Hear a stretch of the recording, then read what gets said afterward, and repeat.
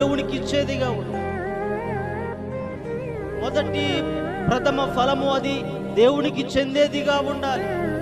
మన పనిలో కావచ్చు, మన రాబడిలో కావచ్చు, మనము వేసేటువంటి పంటలో కావచ్చు, మనము చేసేటువంటి పనిలో కావచ్చు, మనము పడుతున్నటువంటి పనిలో కావచ్చు, ప్రయాసలో కావచ్చు, ఎందులోనైనా కూడా దేవునికి ఏది ఇవ్వాలంట? ఏమండి?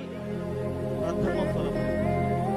డాక్టర్కి కొంత డబ్బులు, ఈఎంఐకి కొన్ని డబ్బులు, ఇంటి ఖర్చుల నిమిత్తమై కొంత డబ్బులు, సరుకులకి కొంత డబ్బులు ప్రక్కన పెట్టుకున్న తర్వాత మిగిలినటువంటి డబ్బులు దేవునికి ఇస్తే అది దేవుడు ఆశీర్వదించేవాడిగా. దేవుడు అంటూ ఉన్నాడు ప్రథమ ఫలము. అందులో మనము జ్ఞాపకం చేసుకున్నప్పుడు ప్రియులరా, ప్రాముఖ్యతను మనము జ్ఞాపకం చేసుకుంటూ ఉన్నాం. ప్రథమ ఫలం ఇవ్వడంలో ఏం కనపడుతూ ఉందండి? ప్రాముఖ్యత కనపడుతూ ఉంది. దేవుని పట్ల నీకున్న భక్తి కనపడుతూ ఉంది. దేవుని పట్ల నీకున్నటువంటి వినయము కనపడుతూ ఉంది. దేవుని పట్ల నీకున్నటువంటి శ్రద్ధ కనపడుతూ ఉంది. ఆయన ఆజ్ఞలను గైకొనేటువంటి వాడిగా ఉన్నావని దేవుడు చూసేవాడిగా ఉన్నాడు, ఆశీర్వదించేవాడిగా ఉన్నాడు. అబ్రాహాముతో చెబుతూ ఉన్నాడు ఏమని? నీ ఒక్కడైనటువంటి కుమారుడిని నువ్వు ఎక్కడే బలి ఇవ్వాలి? ఎక్కడివ్వాలంట? ఓరియో పర్వతము మీద తీసుకుని వెళ్ళి బలి ఇవ్వమన్నాడు. దేవుడు అంటూ అబ్రహాం అంటూ ఉన్నాడు, చిత్తము ప్రభువా, నువ్వు ఏదైతే చెప్పావో దానిని నేను నెరవేర్చేవాడిగా ఉన్నాను.